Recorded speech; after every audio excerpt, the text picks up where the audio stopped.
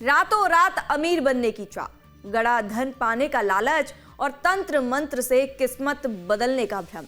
छत्तीसगढ़ में अंधविश्वास अब सिर्फ अंधविश्वास नहीं रहा, बल्कि मौत का दूसरा नाम बनता जा रहा है। आंकड़े बताते हैं कि पिछले 5 साल में 83 लोगों की जान अंधविश्वास की भेंट चढ़ चुकी है।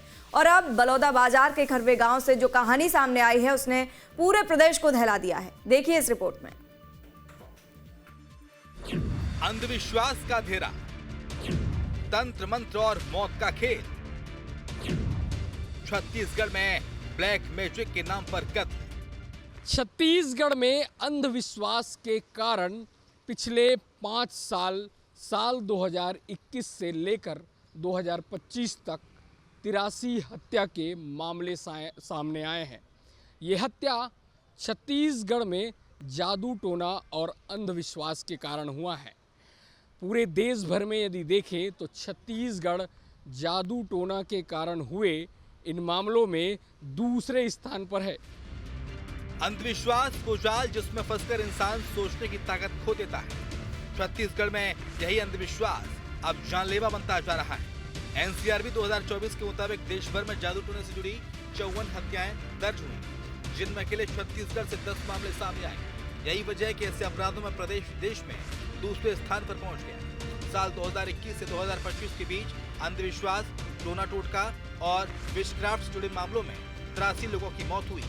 जानकार मानते हैं कि इन घटनाओं के पीछे लालच, डर और कथित तांत्रिकों का प्रभाव सबसे बड़ी वजह है।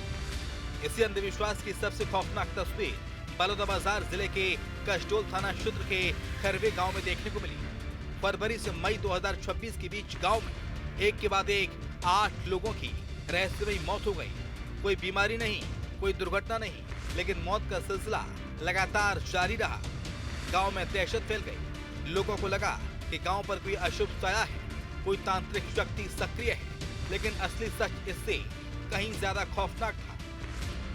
मैं बताना चाहूँ, साल 2026 में देखा जाए तो फरवरी से लेकर के मई महीने के बीच अकेले बलौदाबाजार जिले से 8 मौतें अंधविश्वास के कारण हुआ था, जहां पर जमीन के नीचे गड़े हुए धन को पाने के लिए अंधविश्वास के कारण राम सहाय नामक व्यक्ति ने 8 मौतों को अंजाम दिया था।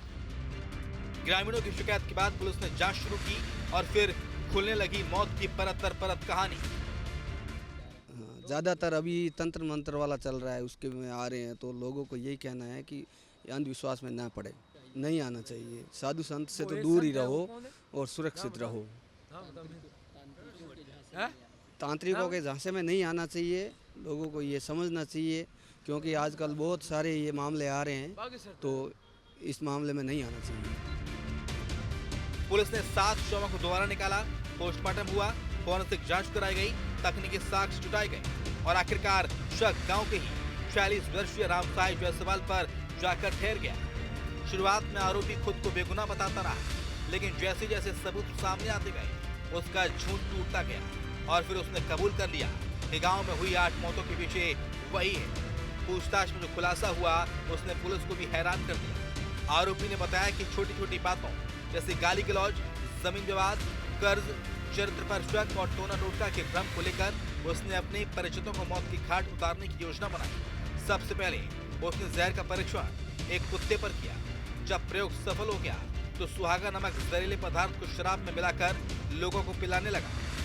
फरवरी से मई के बीच एक एक कर 8 लोगों की मौत हो गई, जबकि एक व्यक्ति की जान बच गई। लेकिन इस सीरियल किलर की सबसे डरावनी चालाकी यहीं खत्म नहीं हुई।